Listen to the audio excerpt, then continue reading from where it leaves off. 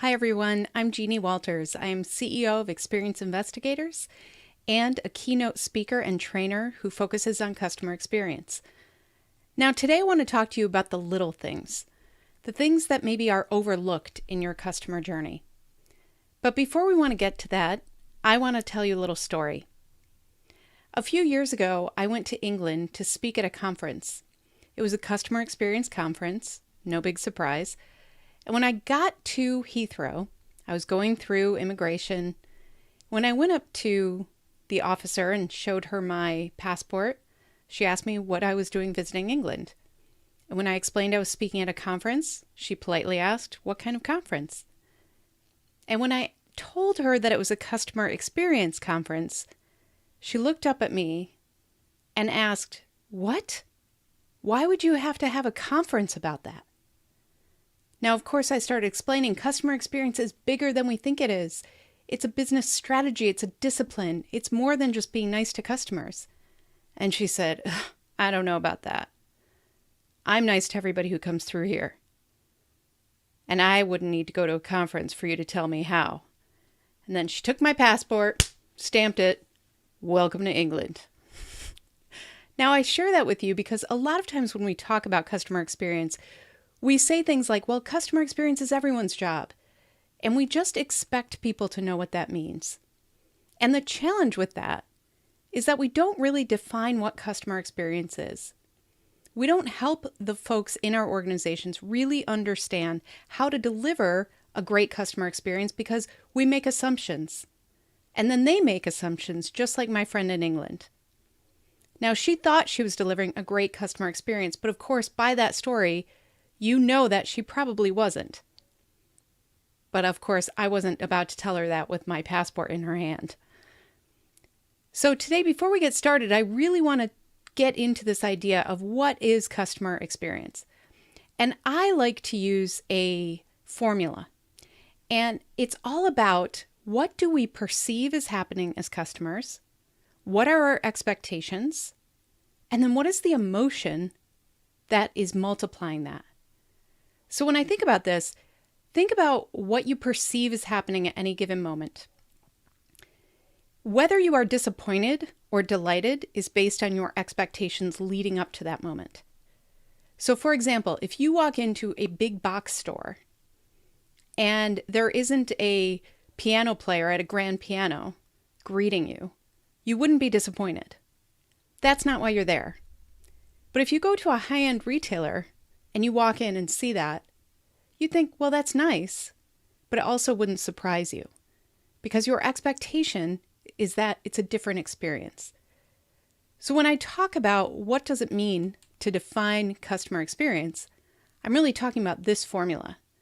Customer experience is perception minus expectation multiplied by emotion. And oftentimes as business people, we're taught not to consider emotion like we should. But emotion is everything. Emotion is how we make our decisions. Emotion is the experience.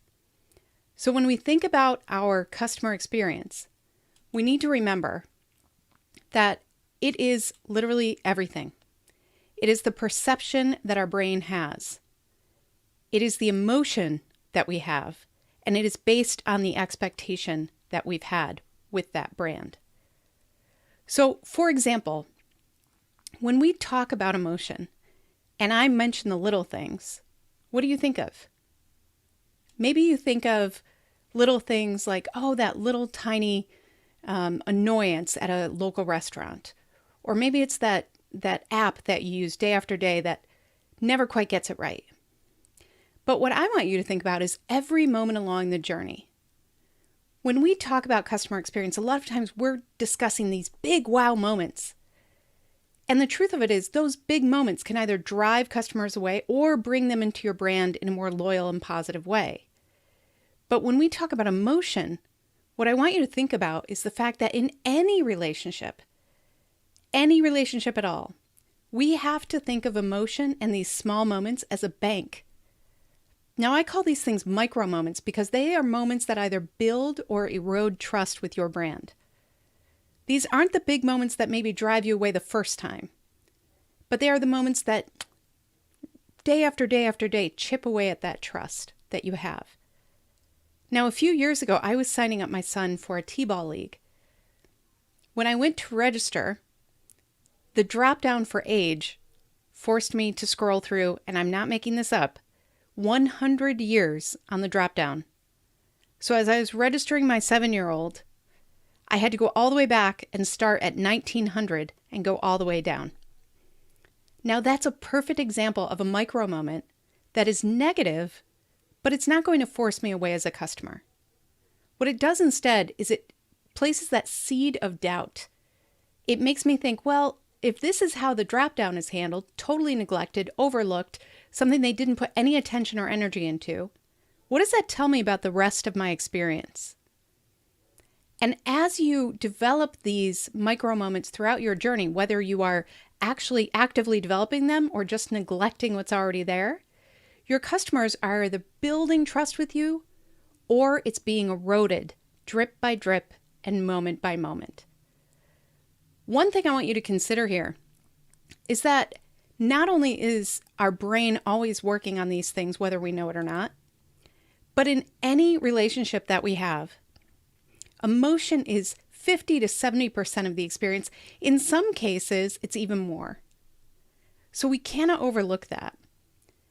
And when we think about emotional banks, like I've talked about, where we need to invest in the positive, we actually need to consider that we need enough of a positive balance with our customers so that when something negative does happen, because it will, we have enough to make that withdrawal, to get that forgiveness. Because in any relationship you have, and think about this for your own experiences here, think about your own relationships, your spouses, your friends. It takes 12 positive experiences to overcome one negative one. Some data is actually saying that's a lot higher already, and some are pointing to generational differences here. But the baseline is about 12 to 1. Now, this is true for your brand as well. So when you look at the brands who are doing this really, really well, they are the ones who are actually investing a lot more. In fact, elite brands, they offer 22 positive experiences to every one negative one.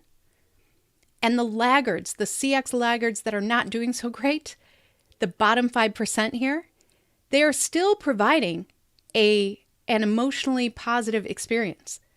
It's still 3 to 1. So think about that. If you are not investing in these smaller moments along the way, then you are giving up the ability to overcome those negative ones. Because then you're going to have not enough of a ratio so that when things go wrong, your customers decide, you know what, this isn't worth it anymore. So as we move through this, one of the things I want you to think about is if you can invest in paying attention to the small moments in your journey, to really getting those right, to creating positivity along the way for your customers at every single interaction, every single micro moment, then what happens is you have enough in that bank. You're telling them to trust you. You're building credibility. You're not just letting things happen through neglect and lack of attention. So I want to give you 3 ideas for how to really look at micro moments in your organization's customer experience. And the first thing I want to say is stop neglecting those interactions that you already know are lame. And this sounds so obvious, but I've been in plenty of meetings where leaders have looked at me and said, yep, we know that's terrible. We know that's a terrible way to treat customers. Oh yeah, we've been trying to think of a better way to do that. We just haven't gotten around to it. That is a recipe for disaster. That is telling you that you have negative micro moments that you are neglecting and ignoring. Your customers will notice that. That's where trust gets eroded. So stop putting up with that. Don't allow for those moments that are what I call the meh moments. The moments that should matter more than they do, and we just have decided to ignore them. So look for those moments. Consider moments like error messages. How many error messages are out there that are totally confusing, make no sense, or provide no information to the customer? Have you ever seen those error messages that say something like, action aborted? and then it just says okay for the button. What does that do for the customer? We need to look for those things actively. We need to make sure that if we find those things in our own discovery, that we make it a priority to do something about them. Don't let those meh moments happen, because that's what leads up to neglect. So the other thing I want you to do is look for what you're doing because it's easy. A lot of us rely on what's already been done, or we just think, well, everybody does it this way, so it must be okay. The brands who invest in looking at ways to cause that little positive moment of delight instead of what everybody else's do, they stand out. They make sure that their customers see that they're really putting the effort into these micro moments. Now, a few years ago, I was at Legoland with my kids, and we had that moment where one of them looked up and said, I need a bathroom. Every parent knows what I'm talking about. And so we went racing around the park trying to find a restroom. And in that moment of panic, I saw the restroom sign. And let me tell you something. As a parent who was running around looking for this, it provided me a moment of delight. That's because this restroom sign was not like other restroom signs. It was really explaining that they got me. They understood me as a customer, as a parent. They understood my child. They understood the exact moment we were in. Plus, how well branded is that? It reflects their brand so well. And it's just one of those things where you can tell they cared a little bit more to provide that positive moment. There are so many moments like these everywhere you go in your organization. Look for these moments on your journey so that they can see that you invested in what's important to the customer. Now, the other thing I want you to watch out for, the third thing when dealing with micro moments, is what happens on the inside will end up on the outside. And what I mean by this is sometimes we send internal things, we think customers won't see it, but you know what? They always do. And a couple years ago, I actually went to a rental car facility at an airport where I am a member of their loyalty program. I have status at this company. Now, when I got there, a few things went wrong. Now, I'm supposed to have my car available. I'm not supposed to have to go to the booth, all of these things. Well, it was a bad day. All of those things happened. Not only that, but when I went to the booth, he said, oh yeah, you're in row Z, and I think it was 340 slot. So I had to walk across the entire parking garage to get to my car. When I got there, I opened it up. Guess what I saw? Low priority. Now, this is a card. It's not branded. I'm sure I was not supposed to see it. I'm sure it was for the inside team. But after all the little things leading up to that moment, I literally saw this and heard the tuba in my head. Wah, wah. I felt like a low priority. I felt like suddenly I was neglected. And I thought it was so compelling that now I bring it around and show you and all the other places I speak. So if you assume that your micro moments won't be seen by the outside, by your own customers, it's probably a false assumption. Look for ways to really invest in being who you are, in living your brand, both inside and outside. Make sure that your customer experience is reflected in the language and communication you use inside your organization, because somehow, some way, it will end on the outside. And it might go against everything that you're trying to show your customers that you care about.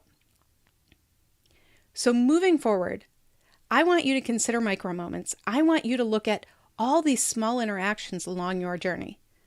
And never put up with the meh moments. Never let neglect win. And don't be like everybody else.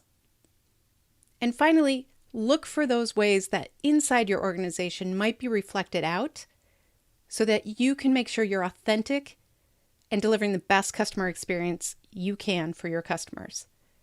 Because micro moments aren't big, but they can lead to big things. I'm Jeannie Walters. I'm CEO of Experience Investigators and a keynote speaker, and it was my honor to be here with you today. Feel free to connect with me.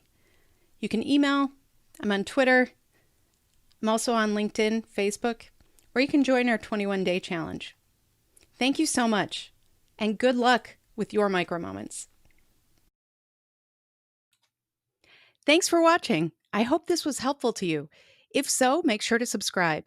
And if you've got a question, don't be shy. Ask in the comments, and I'll do my best to answer. You're here for your customers. I'm here for you.